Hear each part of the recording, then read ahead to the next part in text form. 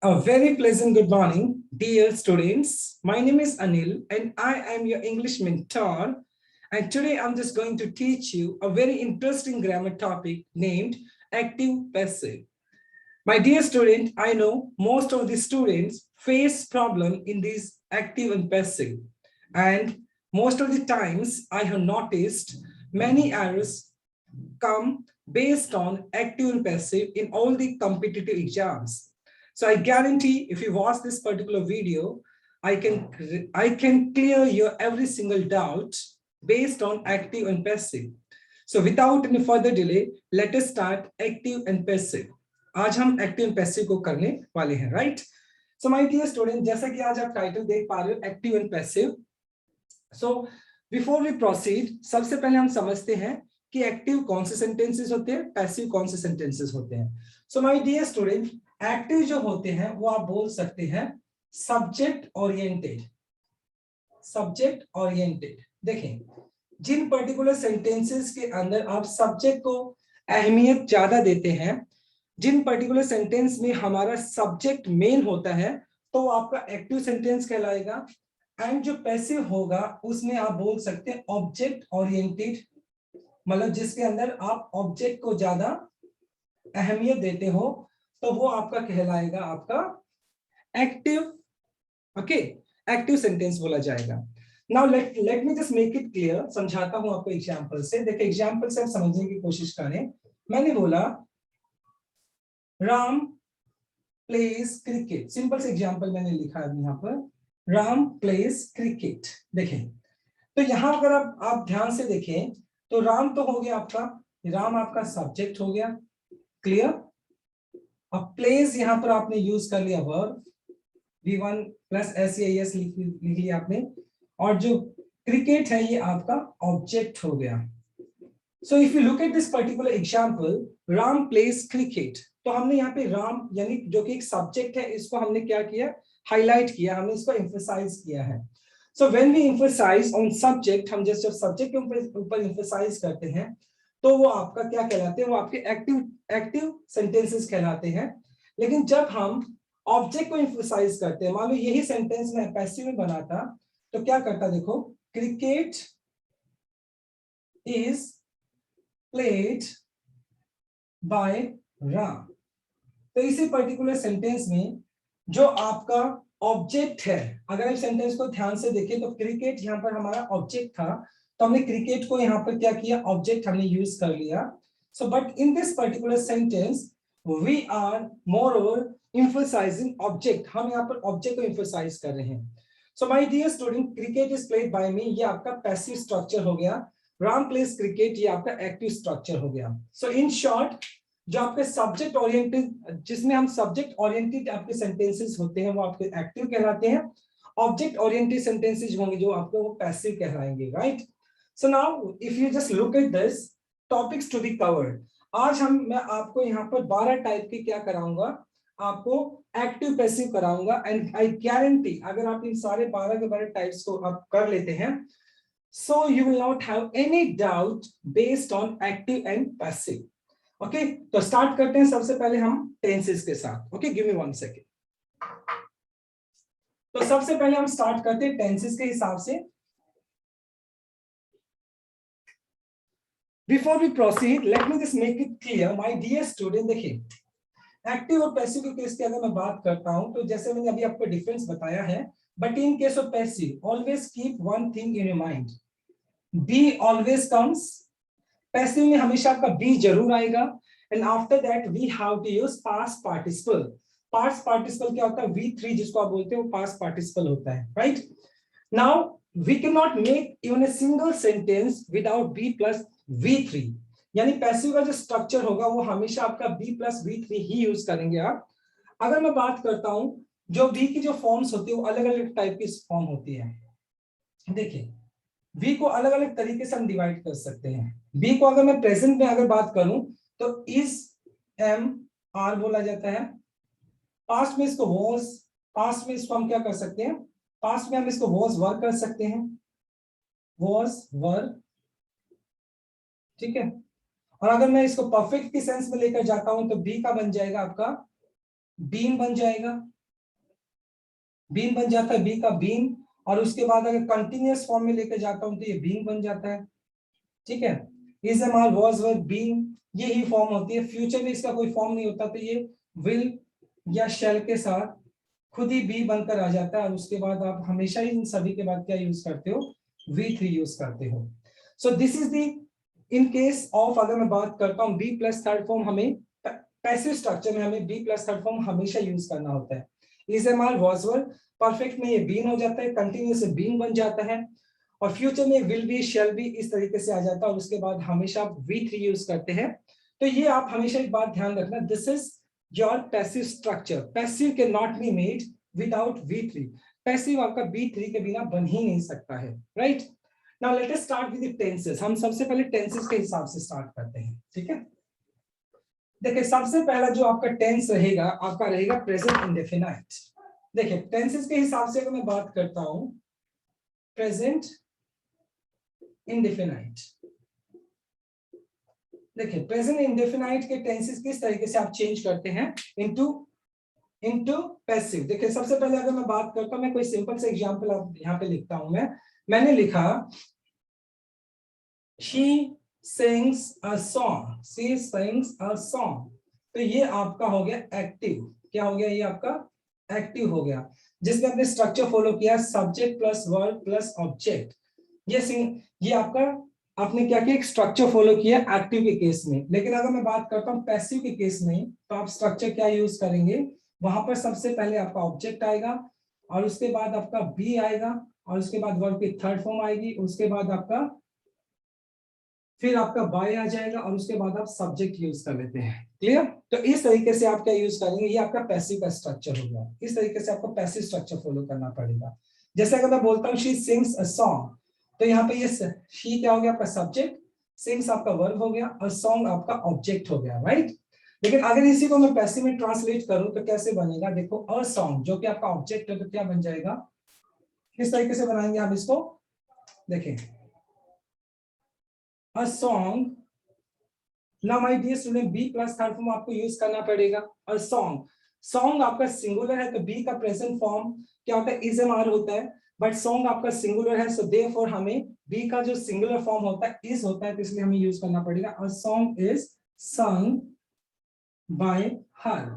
इस टाइप से आप क्या यूज करेंगे, a song is sung by her। तो इस तरीके से हम यूज करते हैं प्रेजेंट इंडेफिनाइट को। एक सेंटेंस और देख लेते हैं हम इसका। देखिए they attend their class, they attend their class, यानी वो अपनी क्लास को अटेंड करते हैं। तो ये आपका क्या हो गया, ये एक्टिव सेंटेंस हो गया। सब्जेक्ट, ये सब्जेक्ट हो गया, ये वर्ब हो गया, ये आपका ऑब्जेक्ट हो गया, राइट। ये आपका ऑब्जेक्ट यूज कर लिया। अब अगर हम इसका पैसिव स्ट्रक्चर बनाएंगे तो ऑब्जेक्ट को पहले लेकर आएंगे। अब ये देखो आपका ऑब्जेक्ट ही आ गया, तो मैं यहाँ पे बोलूंगा their class is attended, their class is attended by them। इस तरीके से आप यूज कर लेंगे। Clear. So in that case my dear student, सबसे पहले आपका ऑब्जेक्ट आ गया, ये देखो ऑब्जेक्ट हो गया, यहाँ पे बी आ गया आपका, और उसके बाद वर्ब की थर्ड फॉर्म आपने यूज कर ली, बाय यूज कर लिया, फिर उसके बाद आपने सब्जेक्ट यूज कर लिया। So this is how we have to make in case of present indefinite. Present indefinite में हम इस तरीके से क्या यूज कर लेते हैं, हम we change active into passive। हम एक्टिव से पैसिव में इस तरीके से स्ट्रक्चर को चेंज कर लेते हैं। क्लियर। Now move on. इसके बाद हम यूज कर लेते हैं पास्ट कंटिन्यूअस। देखो सॉरी, प्रेजेंट कंटिन्यूअस। देखो पहले हम प्रेजेंट को कर लेते हैं डिस्कस, फिर हम पास्ट को डिस्कस कर लेंगे, फिर फ्यूचर को डिस्कस कर लेंगे, राइट। अब एक एग्जांपल यूज कर लेते हैं हम इन केस ऑफ प्रेजेंट कंटिन्यूअस। देखिए अब हम यूज कर लेते हैं प्रेजेंट कंटिन्यूअस। प्रेजेंट कंटिन्यूअस के केस में क्या होता है, देखिए सेंटेंस को ध्यान से देखेंगे हम पहले। ये हमारा एक्टिव केस हो गया, जैसे मैंने लिखा एक्टिव केस, मैंने लिखा we are watching a movie, we are watching a movie. ये आपका क्या हो गया, ये आपका एक्टिव सेंटेंस हो गया, we are watching a movie, right. ये तो आपका एक्टिव हो गया, जिसके अंदर आप ध्यान से देखेंगे तो ये तो हो गया आपका सब्जेक्ट। ये आपका जनरली आप एक्टिव मतलब जब आप कंटिन्यूअस की बात करते हो, प्रेजेंट कंटिन्यूअस की, तो वहां पर आप इज एम आर के बाद क्या यूज कर लेते हो, V1 प्लस आईएनजी यूज कर लेते हो, जो कि आपने यहाँ पे देखो वी आर वॉचिंग आपने यूज किया, और मूवी आपका यहाँ पर क्या आ गया, ऑब्जेक्ट की तरह आपने यूज कर लिया, राइट। अब मैं बात करता हूँ, if we change this particular sentence into passive, अगर हम इसको पैसिव में चेंज करेंगे तो कैसे करेंगे, देखिए हम सबसे पहले हम ऑब्जेक्ट को उठाकर लेके आते हैं, ऑब्जेक्ट आपका अ मूवी हो गया, तो आप यहाँ पे लिखेंगे जैसे a movie is being watched, a movie is being watched by us। देखिए अगर आप इस सेंटेंस को ध्यान से देखें तो मैंने बोला था बी प्लस थर्ड फॉर्म जरूर आएगा, तो यहाँ पर देखो सबसे पहले हमने क्या किया, ऑब्जेक्ट को आगे ले आए हम, राइट। उसके बाद पैसिव स्ट्रक्चर के हिसाब से हम क्या यूज करेंगे, बी प्लस थर्ड फॉर्म, और मूवी आपका सिंगुलर था तो आपने इसलिए यूज कर लिया। बट अगर आप ये सेंटेंस को ध्यान से देखें तो it is of present continuous, ये प्रेजेंट कंटिन्यूअस का हो गया, और प्रेजेंट कंटिन्यूअस में आप V1 प्लस आईएनजी भी लगाते हैं, तो ये देखो यहाँ पर ये प्रेजेंट कंटिन्यूअस के हिसाब से आपने इज यूज कर लिया, ये पैसिव स्ट्रक्चर के हिसाब से आपने यूज कर लिया, तो बी प्लस थर्ड फॉर्म आपने यूज कर लिया, बीइंग प्लस बी के साथ आपने आईएनजी लगा दिया, बीइंग बन गया, और उसके बाद V3 आपने यूज कर लिया वॉस्ट, राइट। तो इस तरीके से आपने ये पैसिव स्ट्रक्चर चेंज कर लिया। वन मोर एग्जांपल, एक एग्जांपल और देख लेते हैं हम इसका बड़े अच्छे से, देखें। The government is starting some new schemes, मतलब गवर्नमेंट क्या कर रही है, कुछ नई स्कीम्स को स्टार्ट कर रही है, राइट। अगर इस सेंटेंस को ध्यान से देखें तो हम यहाँ पर क्या करेंगे, आप इसका पैसिव बनाएंगे तो क्या बन जाएगा, देखो न्यू स्कीम्स, ये आपका प्लूरल सब्जेक्ट हो गया, तो मैं बोलूंगा some new schemes are being started by the government, तो इस तरीके से हम क्या कर सकते हैं, ये भी हमने पैसिव स्ट्रक्चर बनाया, the government is starting new schemes, some new schemes are being started by government, तो इस तरीके से हमने क्या किया, ये पैसिव स्ट्रक्चर हमने यूज कर लिया। तो ये आपका प्रेजेंट कंटीन्यूअस में इस तरीके से हम सेंटेंसेस को चेंज कर लेते हैं, right. Now let us move on, अब बात कर लेते हैं प्रेजेंट परफेक्ट की, ठीक है। अब प्रेजेंट परफेक्ट कहां पे यूज कर लेते हो, देखो प्रेजेंट परफेक्ट अगर बात करें, प्रेजेंट परफेक्ट में हम यूज करते हैं an action which has just completed, कोई भी ऐसा एक्शन जो आप जस्ट कंप्लीट हुआ है तो वहां पर हम यूज कर लेते हैं प्रेजेंट परफेक्ट। तो सबसे पहले हम बात करते हैं प्रेजेंट परफेक्ट, देखिए प्रेजेंट परफेक्ट, प्रेजेंट परफेक्ट की अगर बात करें तो इसका जो स्ट्रक्चर होता है, सिंपल स्ट्रक्चर होता है। एक्टिव केस में इसका जो स्ट्रक्चर रहेगा तो वो रहेगा आपका सब्जेक्ट, उसके बाद हैज या हैव होता है, और उसके बाद आप वर्ब की थर्ड फॉर्म यूज कर लेते हो, और उसके बाद ऑब्जेक्ट आ जाता है। ये आपका एक्टिव केस का स्ट्रक्चर होता है। पैसिव केस की अगर मैं बात करूं तो पैसिव केस में क्या होता है, देखो सबसे पहले सब्जेक्ट फॉलोड बाय हैज या हैव हो जाएगा, और उसके बाद बीन आ जाएगा, और उसके बाद वर्ब की थर्ड फॉर्म हो जाएगी, और उसके बाद बाय हो जाएगा, और उसके बाद आपका सॉरी यहाँ पे सब्जेक्ट नहीं आएगा बल्कि ऑब्जेक्ट आएगा, क्योंकि पैसिव स्ट्रक्चर की बात करें, और लास्ट में आपका सब्जेक्ट आ जाता है। क्लियर। तो ये हमें क्या करना पड़ता है, पैसिव स्ट्रक्चर का हमें कॉम्बिनेशन फॉलो करना होता है। अब कुछ एग्जांपल्स देख लेते हैं, जैसे देखिए ध्यान से, जैसे मैंने बोला Ram has completed his homework, Ram has completed his homework, तो मैंने इस तरीके से प्रेजेंट परफेक्ट का सेंटेंस बनाया। देखिए सबसे पहले राम आपका सब्जेक्ट हो गया, हैज कंप्लीटेड आपने देखो अकॉर्डिंग टू प्रेजेंट परफेक्ट आपने हैज के बाद वर्ब का थर्ड फॉर्म यूज कर लिया, बिल्कुल ये ठीक है सेंटेंस। एंड हिज होमवर्क आपका ऑब्जेक्ट हो गया, ये आपने ऑब्जेक्ट यूज कर लिया, राइट। तो ये आपका एक्टिव केस हो गया। And we have to translate this particular sentence into passive, अगर हमें पैसिव में चेंज करना होगा तो कैसे कर पाएंगे हम इसको, सबसे पहले हम ऑब्जेक्ट को लेकर आते हैं, जैसे हिज होमवर्क हो गया, तो मैंने कहा हिज होमवर्क हैज बीन, क्योंकि होमवर्क क्या आपका सिंगुलर है तो इसलिए आपने हैज यूज कर लिया, his homework has been completed by him, तो इस तरीके से आप सेंटेंस बना पाएंगे आप। तो सबसे पहले आपने ऑब्जेक्ट ले आए, देखो यहाँ पर ये ऑब्जेक्ट हो गया, हैज बीन आपने यूज कर लिया, बी प्लस थर्ड फॉर्म यहाँ पर आ गया बीन, देखो ये बी का थर्ड फॉर्म बीन हो गया और उसके बाद वर्ब की थर्ड फॉर्म यूज कर ली, ये आपका सब्जेक्ट हो गया। Clear? So in this way we have to change active into passive. कब? प्रेजेंट परफेक्ट के केस की हम बात कर लेते हैं। चलो एक एग्जांपल और देख लेते हैं। अगर मैं बोलता हूं, देखिए ध्यान से, the police have arrested the thief. My dear student, police क्या होता है? ये आपका प्लूरल सब्जेक्ट्स को ट्रीट किया जाता है।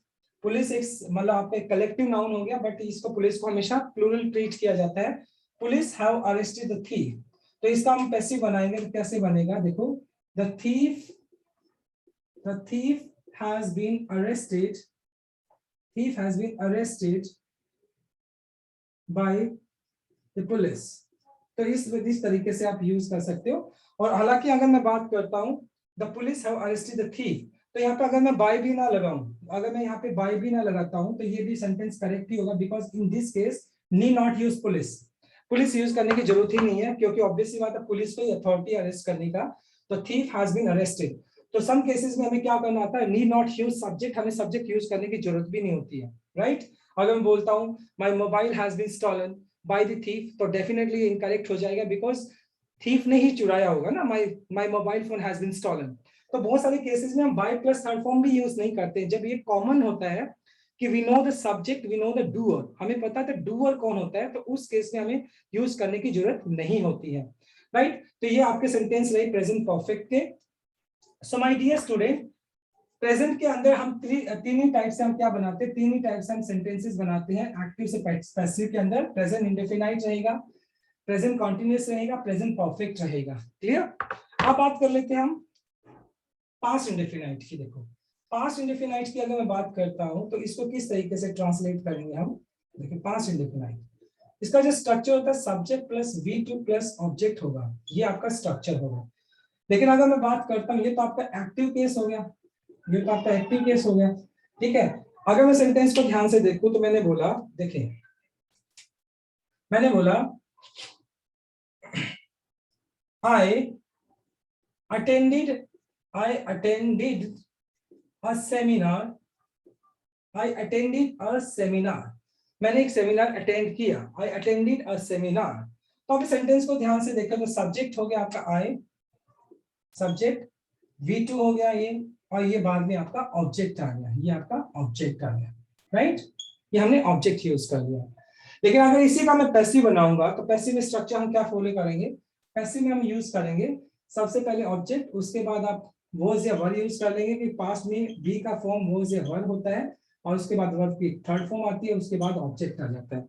ये हम स्ट्रक्चर को फॉलो करते हैं। अगर इसी का हमें पैसिव बनाना हो तो देखो, सबसे पहले आपका ऑब्जेक्ट क्या था? अ सेमिनार, जो कि सिंगुलर है, इसलिए हमने कर दिया a seminar was attended by me. A seminar was attended by me. तो सबसे पहले हमने क्या किया? देखो, ऑब्जेक्ट को हम ले आए आगे, फिर हम बी का फॉर्म पास्ट फॉर्म वाज या वर होता है, उसके बाद V3 आ गया आपका, जो कि आपका वर्ब की थर्ड फॉर्म यूज करना होता है, और उसके बाद बाय प्लस सब्जेक्ट करना पड़ेगा। सॉरी, यहाँ पर बाय प्लस सब्जेक्ट था, तो यहाँ पर आपने बाय प्लस सब्जेक्ट यूज कर लिया। Clear? In this way we have to use passive structure.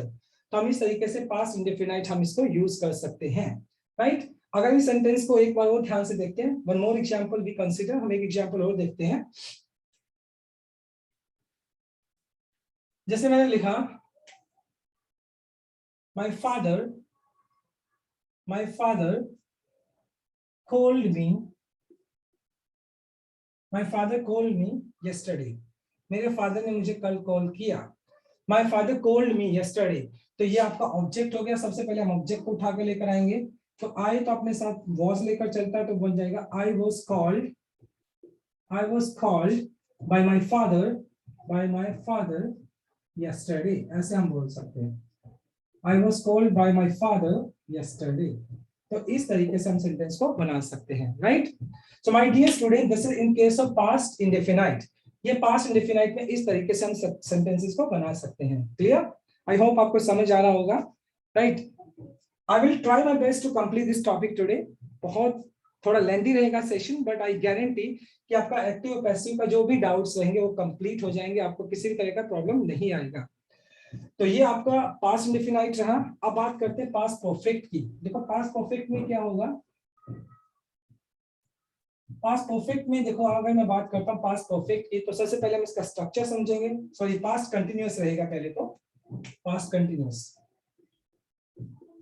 Past continuous की अगर मैं बात करता हूं तो इसमें देखो क्या होता है, सबसे पहले सब्जेक्ट फॉलोड बाय वाज या वर होता है, और उसके बाद V1 प्लस ing हो जाएगा, उसके बाद ऑब्जेक्ट हो जाएगा, जो कि आपका स्ट्रक्चर रहेगा पास्ट कंटिन्यूअस एक्टिव सेंटेंस का। ये किसका स्ट्रक्चर रहेगा, आपका एक्टिव सेंटेंस का रहेगा ये, ठीक है। जैसे अगर मैं बात करता हूं, ध्यान से देखें, she was reading a novel, she was reading a novel.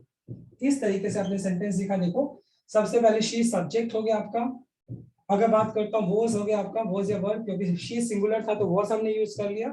Reading आपका V1 प्लस ing आपने यूज कर लिया, और उसके बाद आपने ऑब्जेक्ट यूज कर लिया अ नोवेल, राइट। तो इस तरीके से she was reading a novel आपने यूज कर लिया। अगर बात करता हूँ इसी का पैसिव स्ट्रक्चर बनाना होता तो आप किस तरीके से बनाते, सबसे पहले ऑब्जेक्ट को ले आते हैं, आप क्या लिखते हैं, अ नोवेल। अब इस नोवेल क्या सिंगुलर है, तो इसलिए आपने वॉज लगा लिया, अ नोवेल वॉज। अब my dear student, passive structure होता है बी प्लस थर्ड फॉर्म आएगा ही आएगा, लेकिन ये कॉन्टिन्यूअस का सेंटेंस है, तो बी के साथ आप ing भी लगाओगे तो क्या बन जाएगा, अ नोवेल वॉज बीइंग, रीड का थर्ड फॉर्म भी रीड, मतलब स्पेलिंग तो होता है सेम, बट बोलने में रेड बोला जाता है उसको। अ novel was being red bye हर। तो ये आपका पैसिव स्ट्रक्चर हो गया, यह क्या हो गया, पैसिव स्ट्रक्चर हो गया। क्लियर। चलो एक एग्जांपल और देख लेते हैं। मैंने लिखा दे वर प्लेइंग फुटबॉल, मैंने लिखा वो फुटबॉल खेल रही थी, दे वर प्लेइंग फुटबॉल। सेंटेंस क्या है, ये तो आपका एक्टिव सेंटेंस हो गया। अगर मैं इसको पैसिव में ट्रांसलेट करूँ तो एक्टिव हो गया, तो क्या हो जाएगा, देखो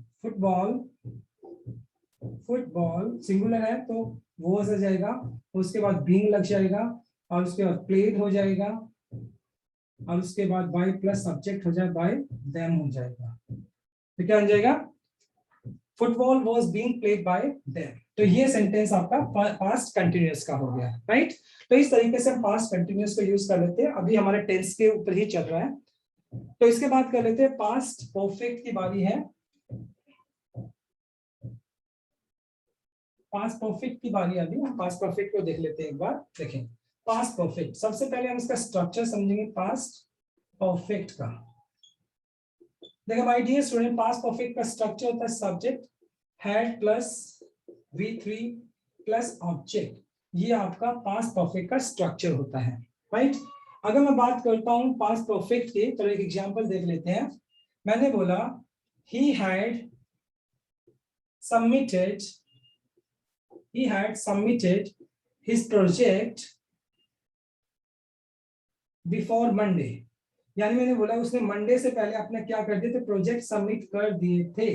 पास्ट परफेक्ट आप कब यूज करते हो, बिफोर स्पेसिफिक टाइम पीरियड। जब एक स्पेसिफिक टाइम पीरियड से पहले की बात करते हैं तो वहां पर हम पास्ट परफेक्ट यूज कर लेते हैं। अब he had submitted his project before Monday, तो अब इसको पैसिव में कैसे ट्रांसलेट करेंगे, देखो सबसे पहले हम बात करते हैं, अब हिज प्रोजेक्ट आएगा क्योंकि ये ऑब्जेक्ट हो गया आपका।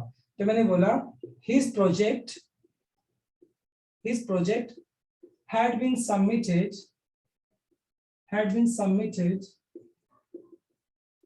submitted by him before Monday। इस तरीके से आप इसको बना सकते हो, before Monday। So his project had been submitted by him before Monday। इस तरीके से आप सेंटेंस को बना सकते हैं। चलो एक एग्जांपल और देख लेते हैं, ध्यान से देखेंगे। मैंने लिखा Ram had completed his assignment, या होमवर्क भी कर सकते हो। Ram had completed his assignments before his father came। king। तो ये आपका क्या हुआ, ये आपका एक्टिव सेंटेंस हुआ। नाउ हमें इसको पैसिव सेंटेंस में ट्रांसलेट करना है, तो कैसे बनेगा देखो। सबसे पहले हिज असाइनमेंट हो गया, ये आपका सब्जेक्ट यानी यहाँ पर ऑब्जेक्ट हो गया आपका, तो आप क्या बोलेंगे, his assignments had been completed, his assignments had been completed by Ram before his father came, his father came। तो इस तरीके से हम क्या यूज करेंगे, ये आपका पैसिव स्ट्रक्चर हो गया। तो हमने हैड बीन प्लस V3 भी यूज कर लिया अकॉर्डिंग टू पास्ट परफेक्ट। ये पास्ट परफेक्ट के हिसाब से हमने यूज कर लिया इन केस ऑफ पैसिव। ये पैसिव स्ट्रक्चर हो गया आपका, राइट। तो ये हमारा, हमने प्रेजेंट यूज कर लिया, हमने पास्ट यूज कर लिया। Now we are just moving to future. और फ्यूचर में हम जो पैसिव बनाते हैं वो दो ही तरह के टेंस में बना पाते हैं, सेंटेंस में बना पाते हैं। एक तो रहेगा फ्यूचर इंडेफिनाइट और दूसरा रहेगा आपका फ्यूचर परफेक्ट। इन्हीं दो ही तरह के सेंटेंसेस में हम बना सकते हैं। जैसे सबसे पहले अगर मैं बात करता हूं फ्यूचर इंडेफिनाइट, जब फ्यूचर इंडेफिनाइट की बात करते हैं तो किस तरीके से आप बनाते हैं इसको। देखिए इसका जो स्ट्रक्चर रहेगा वो सबसे पहले सब्जेक्ट शैल या विल रहेगा, और उसके बाद क्या रहेगा, प्लस V1 रहेगा, और उसके बाद ऑब्जेक्ट रहेगा। ठीक है, जैसे मैंने सेंटेंस को लिखा कि राम एक लैपटॉप खरीदेगा, तो मैंने लिखा Ram will buy a laptop tomorrow. तो इस तरीके से मैंने एक सेंटेंस बनाया कि राम एक लैपटॉप खरीदेगा। तो अगर सेंटेंस को देखो, सबसे पहले हमने क्या यूज किया है, सब्जेक्ट यूज किया राम, ठीक है, ये सब्जेक्ट हो गया आपका। शैल या विल आ जाएगा, ठीक है, उसके बाद V1 आएगा, ये भी ठीक है, उसके बाद आपका ऑब्जेक्ट आ गया, ठीक है। तो इस तरीके से Ram will buy a laptop tomorrow. अब इसका पैसिव अगर बनाऊंगा तो अ लैपटॉप यानी ऑब्जेक्ट आपका पहले आ जाएगा, a laptop will be bought by Ram tomorrow। क्या आ जाएगा, will be bought by Ram tomorrow। तो इस तरीके से आप यूज करेंगे फ्यूचर इंडेफिनाइट। फ्यूचर इंडेफिनाइट ऐसे बनता है आपका। चलो एक एग्जांपल और देख लेते हैं। जैसे मैंने बोला she will face an interview on Monday। मतलब मंडे को क्या करेगी, वो एक इंटरव्यू फेस करेगी। She will face an interview on Monday. तो इस सेंटेंस को ध्यान से देखेंगे तो क्या बन जाएगा, देखो ये आपका ऑब्जेक्ट है, तो जो कि आपका पैसिव है, हम इसको ही पहले यूज करेंगे, तो क्या हो जाएगा, an interview will be faced by her on Monday. तो इस तरीके से आपका फ्यूचर इंडेफिनाइट बन जाएगा, फ्यूचर इंडेफिनाइट पैसिव स्ट्रक्चर बन जाएगा। आई होप इट्स क्लियर। थोड़ा लेंथी सेशन होने वाला, बट आई गारंटी आपको एक्टिव पैसिव का पूरा स्ट्रक्चर क्लियर हो जाएगा, ठीक है। Because I am taking each and everything, मैं हर एक चीज को एक्सप्लेन करने की कोशिश कर रहा हूँ, तो तभी मैं इतना थोड़ा लेंथी करा पा रहा हूँ आप लोगों को, राइट। अब बात कर लेते हैं फ्यूचर परफेक्ट। फ्यूचर परफेक्ट की अगर बात करें तो फ्यूचर परफेक्ट को देखते हैं। सबसे पहले होता क्या है, किस तरीके से इसका एक्टिव बनेगा, किस तरीके से इसका पैसिव बनेगा, right. So now let us start. देखिए फ्यूचर परफेक्ट का कैसे बनेगा पैसिव, देखो सबसे पहले सब्जेक्ट, उसके बाद आपका विल या शैल आ जाएगा, और उसके बाद आपका plus have plus V3 plus object. इस तरीके से आप इसका एक्टिव बनाओगे, राइट। अब इसका एक एग्जांपल देख लेते हैं। अगर मैं बोलता हूं कि मैंने लिखा आई शैल हैव, या विल भी यूज कर सकते हैं, दोनों एक्सेप्टेबल होते हैं। I will have completed my syllabus, I will have completed my syllabus by the end of this month। My dear student, जो फ्यूचर परफेक्ट यूज होता है, इट मींस हमें जनरली यूज करते हैं an action which has completed before specific time in future. Future के अंदर जब कोई भी एक्शन एक स्पेसिफिक टाइम पीरियड से पहले हो जाएगा, वहां पर हम फ्यूचर परफेक्ट यूज करते हैं, राइट।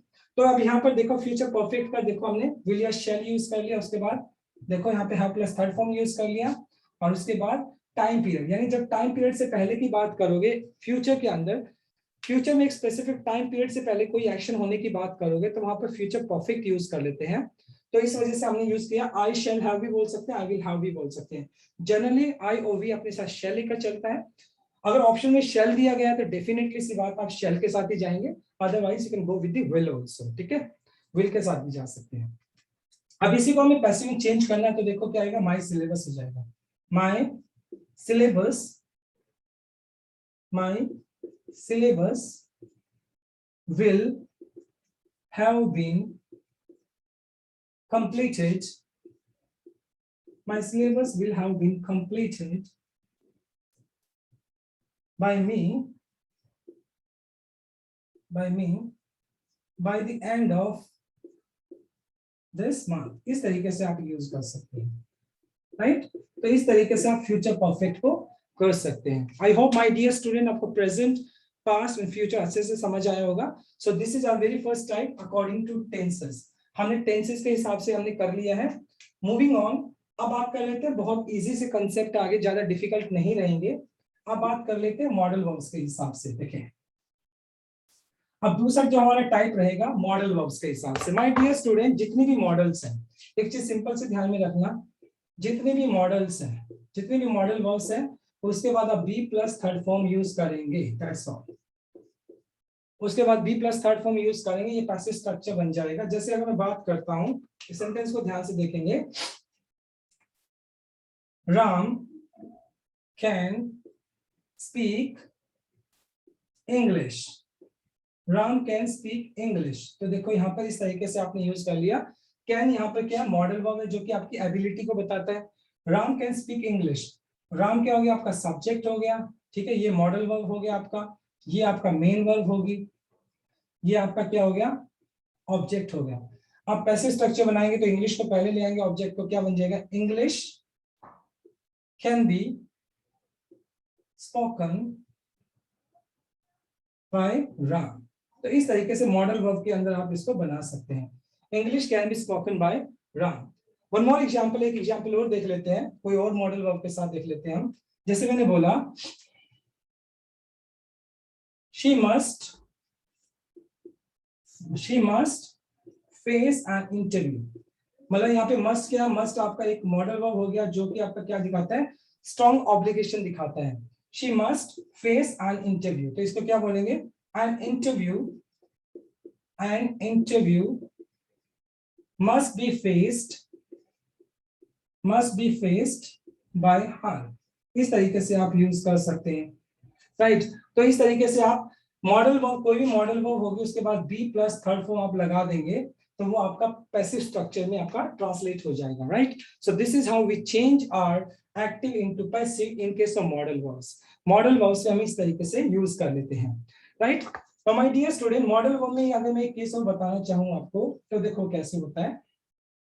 देखिए कई बार क्या होता है जब आप इमेजिनेशन की बात करते हो तो इमेजिनेशन में किस तरीके से यूज किया जा सकता है। देखिए मैंने बोला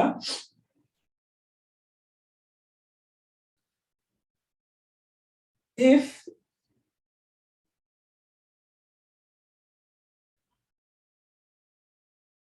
I could have saved him। मान लो ये जनरली कब होता है, ये आपका इमेजिनेशन के केस में होता है, I could have saved। और जनरली अगर मैं बात करता हूं तो पास्ट का जब आप इमेजिनेशन करते हो तो could have प्लस V3 आप यूज कर लेते हैं। अब देखो यहाँ पर इसमें अगर पैसिव स्ट्रक्चर यूज करोगे तो ही आपका ऑब्जेक्ट हो गया, तो मैं बोलूंगा he could have been saved, he could have been saved by him, या by me, sorry, he could have been saved by me। तो इस तरीके से आप देखो जब पास्ट का इमेजिनेशन करते हो तो could के बाद could have, would have, should have इस तरीके से यूज किया जाता है, और उसके बाद V3 यूज कर लिया। लेकिन पैसिव स्ट्रक्चर है तो have के बाद आप थर्ड फॉर्म भी यूज करोगे, और यहाँ पर देखो सेव्ड आपने यूज कर लिया, जो कि पैसिव स्ट्रक्चर के हिसाब से आपने यूज किया है, राइट। अब बात कर लेते हैं, ये रहा आपका मॉडल वर्ब्स के हिसाब से, ये मॉडल वर्ब्स के हिसाब से आपने यूज कर लिया। अब बात कर लेते हैं इंटेरोगेटिव। देखो इंटेरोगेटिव में क्या होता है, क्वेश्चन मार्क होता है। अब यहाँ पर इंटेरोगेटिव भी दो टाइप के होते हैं, एक तो होता है टाइम टैग, एक होता है दूसरा होता है क्वेश्चन टैग। अब बात कर लेते हैं इंटेरोगेटिव के अंदर पैसिव कैसे बनाओगे आप। इंटेरोगेटिव आपके दो तरीके से हो सकते हैं, एक तो होता है टाइम टैग और एक होता है आपका क्वेश्चन टैग। टाइम टैग और क्वेश्चन टैग। हमारे डियर स्टूडेंट, अगर मैं बात करता हूँ टाइम टैग और क्वेश्चन टैग की, तो टाइम टैग क्या होता है, जिसमें सारे के सारे जितने भी आपके हेल्पिंग वर्ब से आपके क्वेश्चन पुट किए जाते हैं वो आपके टाइम टैग कहलाते हैं, जिसमें do does is am are was were जो भी होता है, डू डज या जितने भी होते हैं वो सारे के सारे आपके क्या कहलाएंगे, टाइम टैग कहलाएंगे। Do does is am are was were has have, ये सारे के सारे। और क्वेश्चन टैग जो होते हैं आपको डब्ल्यू एस से रिलेट करते हैं, वो सारे के सारे क्वेश्चन टैग होते हैं। क्लियर। अब बात करते हैं, मान लो कि अगर आपका पैसिव स्ट्रक्चर इंटेरोगेटिव वाला हो तो उसमें किस तरीके से चेंज करोगे। पहले हम एक्टिव को समझते हैं, फिर पैसिव को समझेंगे, ठीक है। जैसे मैंने बोला, does Ram respect his parents, does Ram respect his parents, क्या राम अपने पेरेंट्स की रिस्पेक्ट करता है। Does Ram respect his parents. आप देखो इस सेंटेंस को अगर ध्यान से देखें तो ये आपका देखो इंटेरोगेटिव हो गया, ये प्रेजेंट इंडेफिनाइट हो गया। सबसे पहले हमें क्या करना होता है, ऑब्जेक्ट को आइडेंटिफाई करना होता है। ऑब्जेक्ट आइडेंटिफाई किया हमने, ऑब्जेक्ट हुआ आपका हिज पेरेंट्स, जो कि आपका प्लूरल है। पैसिव स्ट्रक्चर में सबसे पहले आप ऑब्जेक्ट को आइडेंटिफाई करो, तो आपका जो ऑब्जेक्ट है वो प्लूरल है। प्लूरल में क्या होगा, हिज पेरेंट्स जो कि प्लूरल है। प्रेजेंट इंडेफिनाइट में बी का फॉर्म यूज किया जाता है, इज एम आर यूज किया जाता है। पेरेंट्स आपका प्लूरल है तो डेफिनेटली सी बात है यहाँ पर हम आर यूज कर लेंगे। बी का प्लूरल फॉर्म आर होता है प्रेजेंट फॉर्म, प्रेजेंट के अंदर।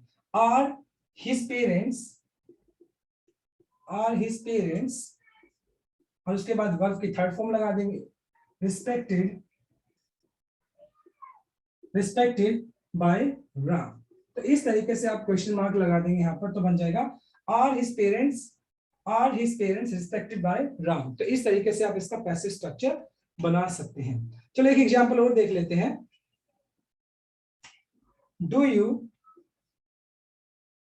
स्पीक इंग्लिश, मान लो सिंपल सा मैंने एग्जांपल दिया, do you speak English, do you speak English, क्या आप इंग्लिश बोलते हैं, डू यू स्पीक इंग्लिश। अब देखो यहाँ पे ऑब्जेक्ट देखो, इंग्लिश सिंगुलर है तो आप ऑब्वियस सी बात है तो यहाँ पर इज आ जाएगा, is English spoken by you, इस तरीके से बोला जाएगा, is English spoken by you. तो इस तरीके से आप क्या कर सकते हैं, इंटेरोगेटिव को चेंज कर सकते हो।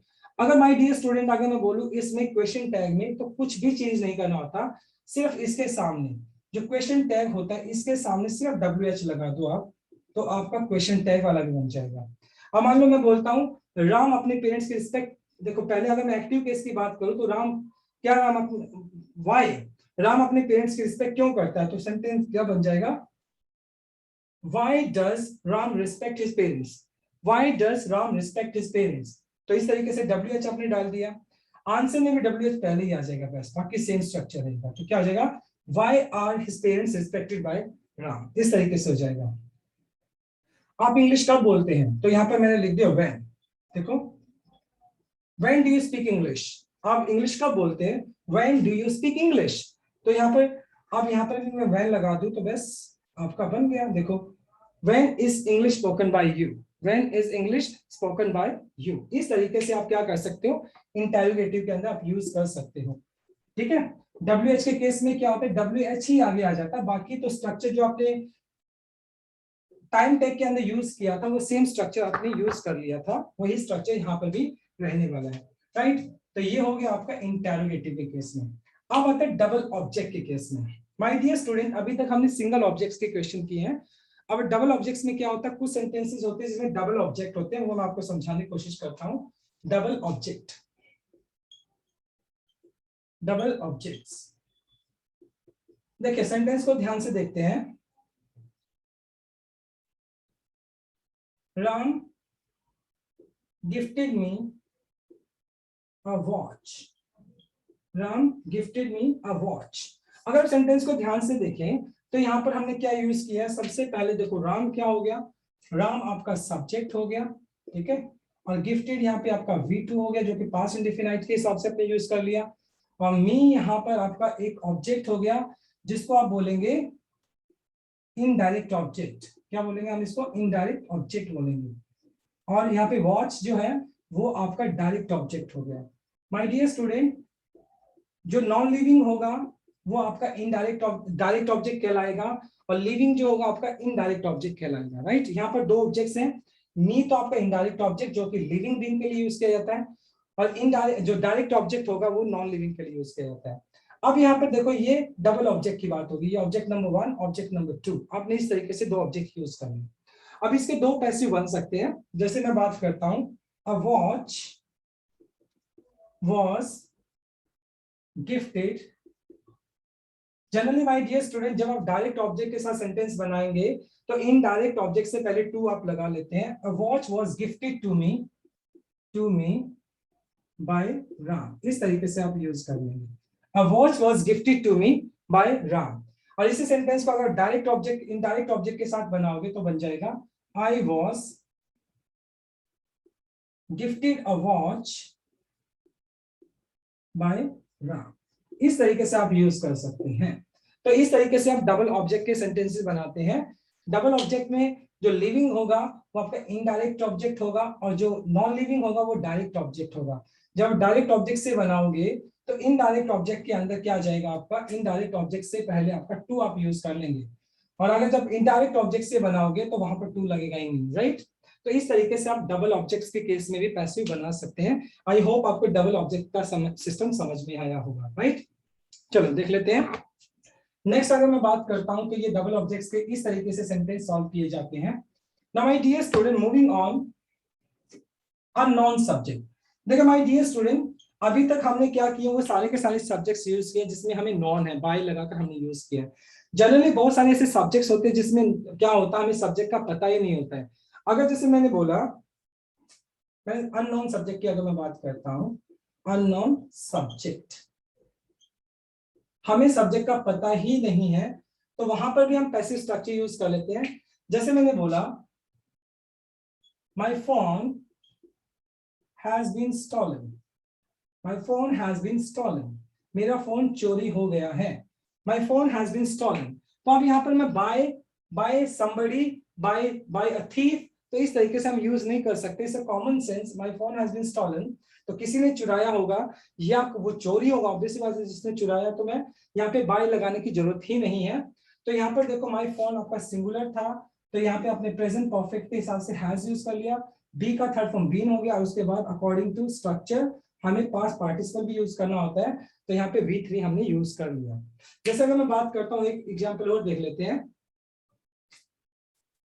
He was murdered, he was murdered last year। अब ऑब्वियस सी बात है, किसी ने तो उसका मर्डर किया ही होगा, right. He was murdered by somebody, he was murdered by somebody last year, ऐसे थोड़ी बनेगा, राइट।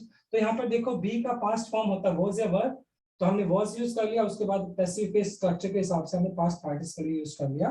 तो जब कभी हमारे पास अननोन सब्जेक्ट होता है तो वहां पर भी हम क्या यूज कर लेते हैं, पैसिव स्ट्रक्चर का यूज कर लेते हैं। So my phone has been stolen, he was murdered last year, इस तरीके से आपकी अननोन सब्जेक्ट्स के एग्जांपल हैं, राइट।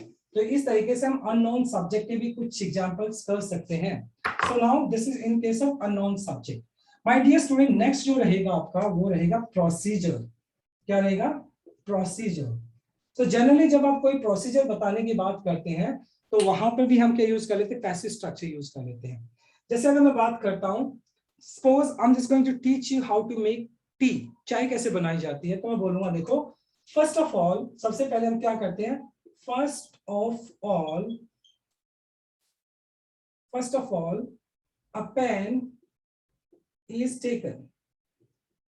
फर्स्ट ऑफ ऑल क्या है, एक पेन लिया जाता है जिसमें चाय बनाई जाती है, अ पेन इज टेकन। अब देखो हमने पैसिव स्ट्रक्चर यूज किया, बी प्लस थर्ड फॉर्म।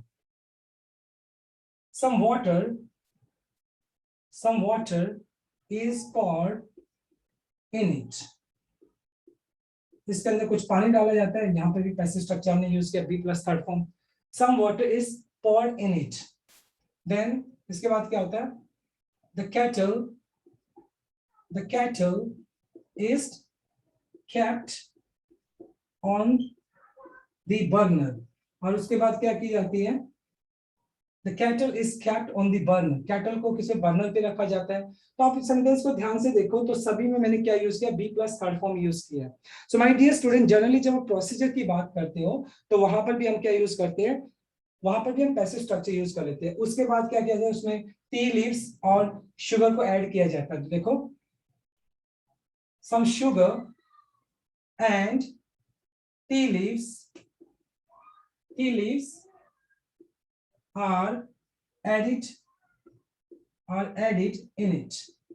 देखो यहाँ पे हमने बी प्लस थर्ड फॉर्म यहाँ पे यूज कर लिया, be plus third form added हमने यूज कर लिया, प्लूरल था तो हमने यहाँ पर आर यूज कर लिया, उसके बाद एडिड जो कि हमने थर्ड फॉर्म यूज कर लिया।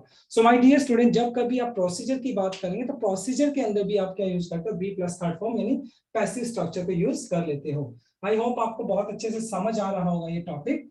प्रोसीजर के केस में भी हम एक्टिव, पैसिव के केस में हम इस तरीके से यूज कर लेते हैं। क्लियर?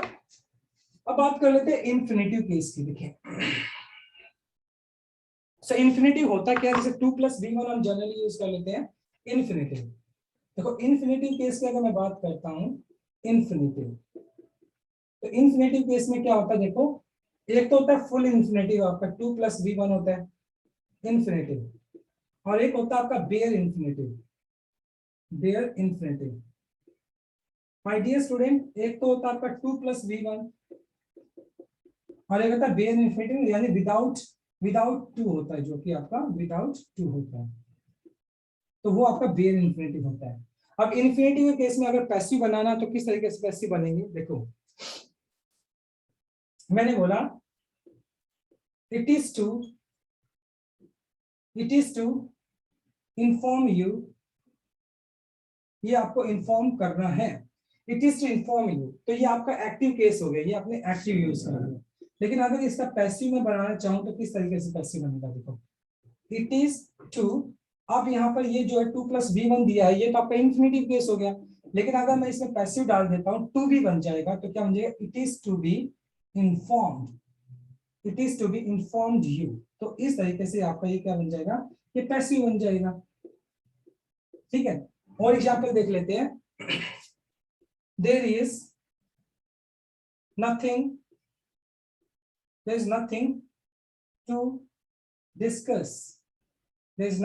discuss now, मतलब अब डिस्कस करने के लिए कुछ रहा ही नहीं, there is nothing to discuss now, तो इसी का अगर मैं पैसिव बनाऊंगा तो क्या बन जाएगा, there is nothing to be discussed,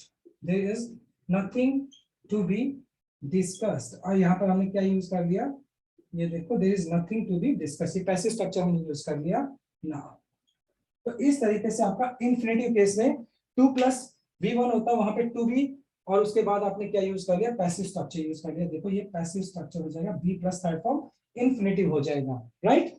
so my dear student, इसके अलावा अगर हम बात करें लेट के केस में, देखो लेट के केस में क्या होगा, लेट के केस में बेयर इन्फिनेटिव यूज कर लेते हैं। जैसे अगर मैं बात करता हूँ, ये वैसे होता है आपका इंपेरेटिव सेंटेंस के अंदर होता है, ठीक है, इंपेरेटिव जब आएगा तभी मैं समझा दूंगा। जैसे जनरली अगर मैं बात करता हूं, मैंने बोला क्लोज द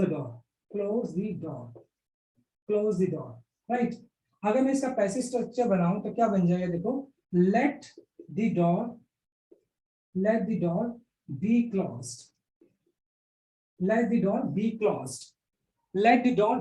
तो यहाँ पे देखो, यहाँ पे बी प्लस थर्ड फॉर्म यानी 2 हमने यूज नहीं किया, तो ये बेयर इन्फिनेटिव का एग्जांपल हो गया, तो यहाँ पे बी प्लस थर्ड फॉर्म आपने यूज कर लिया।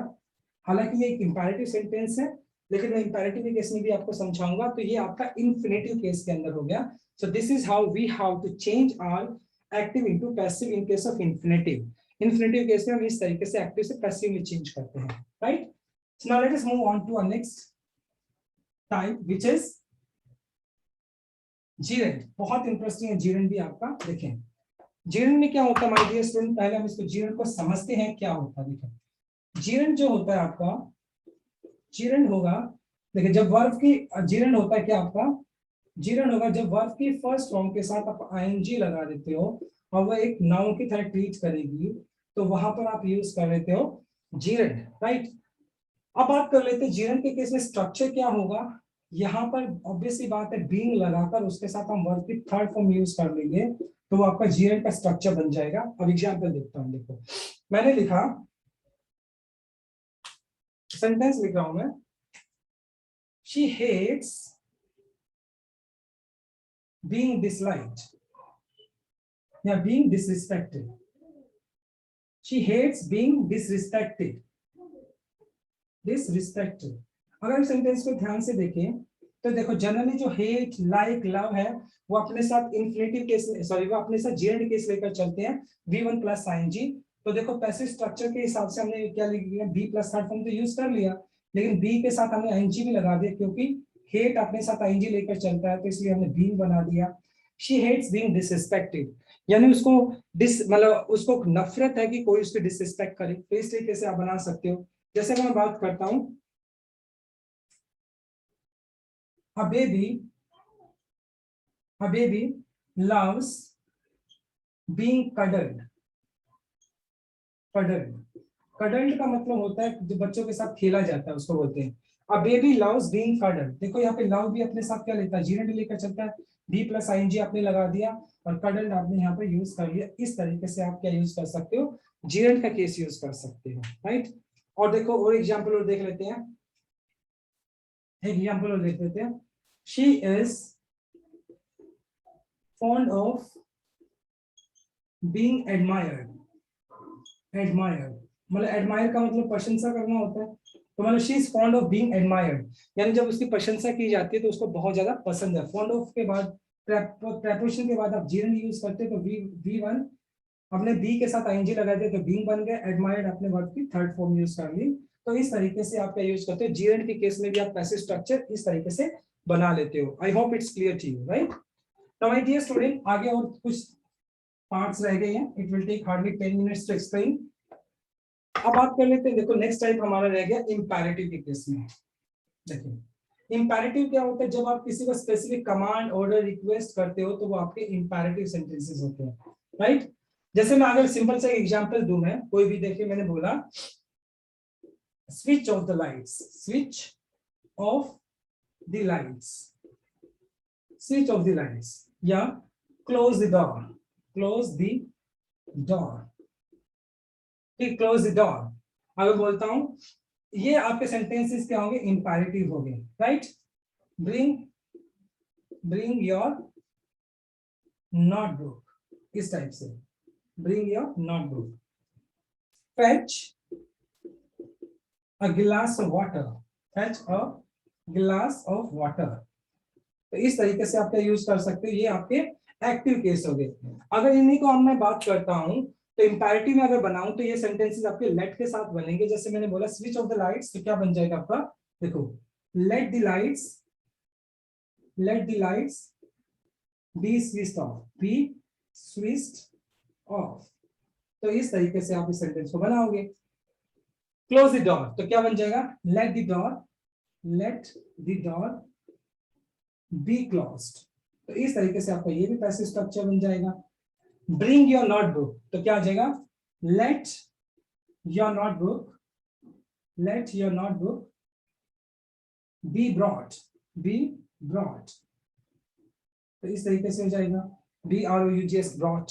और fetch a glass of water, तो मैं यहाँ पे लिख दूंगा let a glass of water, let a glass of water be fetched, be fetched. तो यहाँ पर इस तरीके से आप यूज कर लोगे पैसिव स्ट्रक्चर के हिसाब से, right. So my dear student, generally हम पैसिव इस तरीके से बना लेते हैं इंपैरेटिव केसेस में।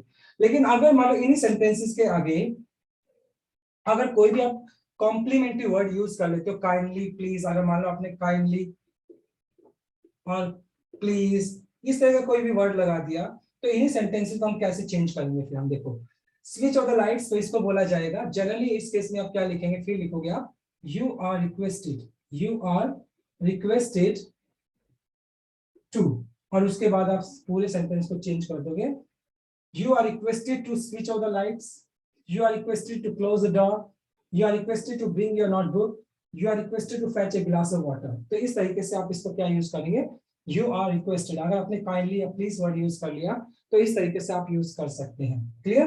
तो इस तरीके से हमें सेंटेंस को चेंज करना चाहिए इन case of imperative sentences. Imperative sentence में इस तरीके से हम चेंज कर सकते हैं, right? Okay, now let's move on. अगर नेक्स्ट टाइप की अगर बात करते हैं, नेक्स्ट टाइप की आप बात करें, देखें हमारे डियर स्टूडेंट, इंपैरेटिव के अंदर ही क्या होता है, जब मान लो कुछ क्या होते हैं, हमारी कुछ मॉरल ड्यूटीज होती हैं। इंपैरेटिव के अंदर ही हमारी कुछ मॉरल ड्यूटीज होती है, तो उस केस में हम मस्ट या शुड का भी यूज कर सकते हैं।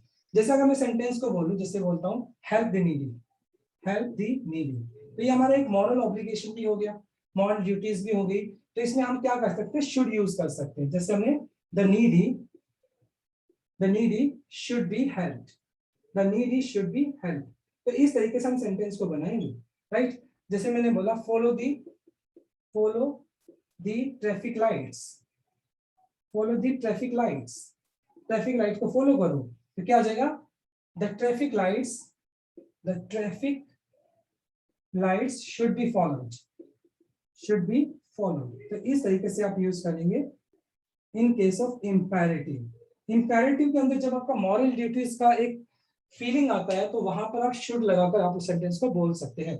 अगर स्ट्रॉन्ग ऑब्लिगेशन की बात हो तो मस्ट भी लगा सकते हैं, राइट? तो इन केस ऑफ मॉरल ड्यूटीज आप इस तरीके से आप इसको यूज करेंगे, राइट? इसके बाद हम यूज कर लेते हैं, नेक्स्ट हमारा जो टाइप रहेगा वर्ब ऑफ परसेप्शन। देखें वर्ब ऑफ परसेप्शन, जब हम मैं बात करूं वर्ब ऑफ परसेप्शन की, तो वहां पर किस टाइप से आप सेंटेंस यूज करेंगे? माय डियर स्टूडेंट, सबसे पहले हम वर्ब ऑफ परसेप्शन को समझना कैसे होता है।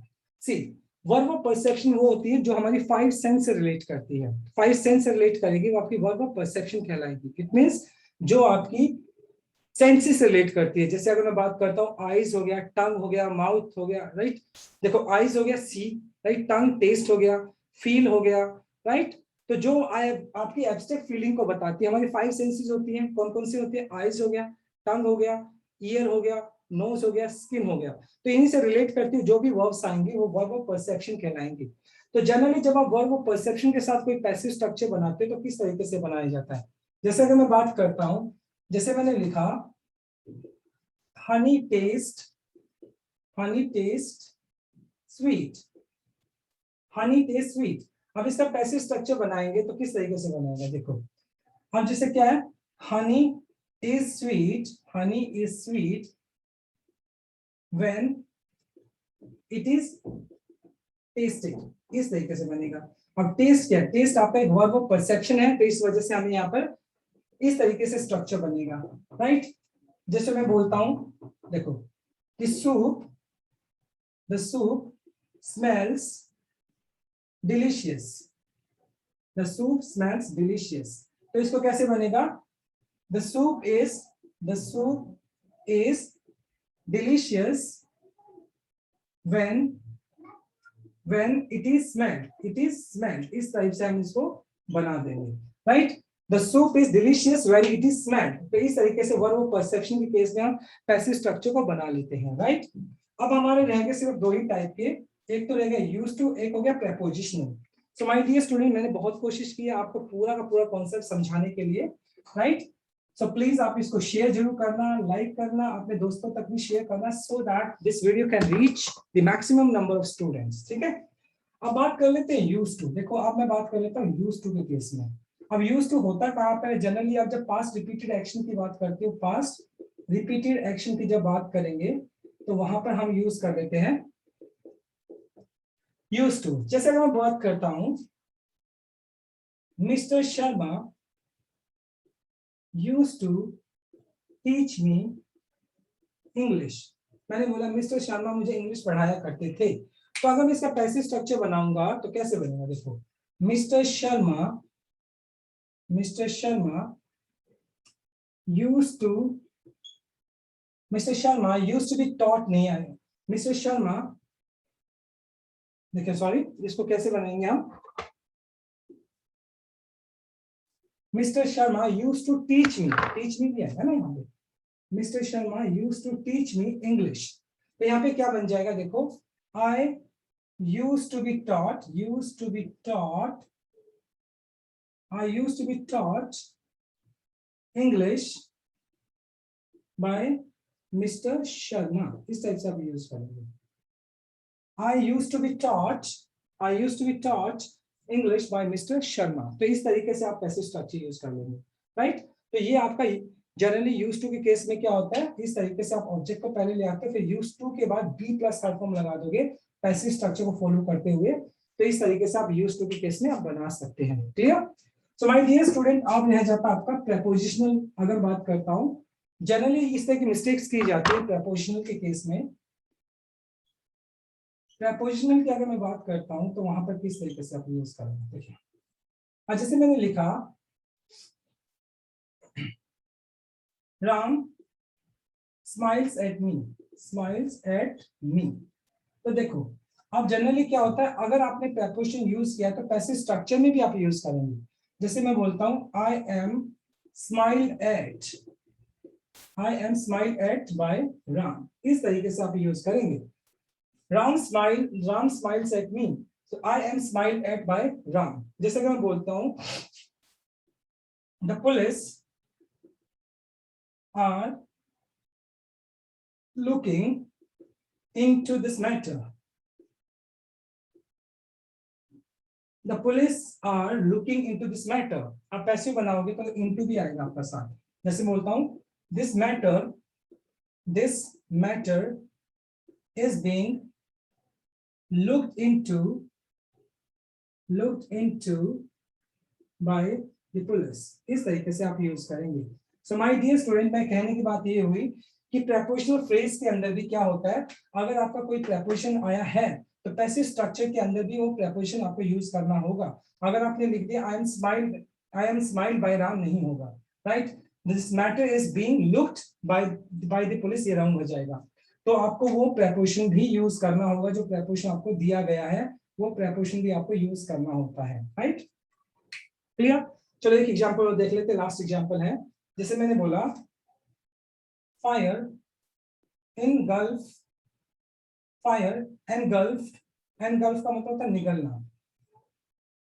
The house, fire engulf the house. Engulf का मतलब होता है निगल लेना. अब देखो, the house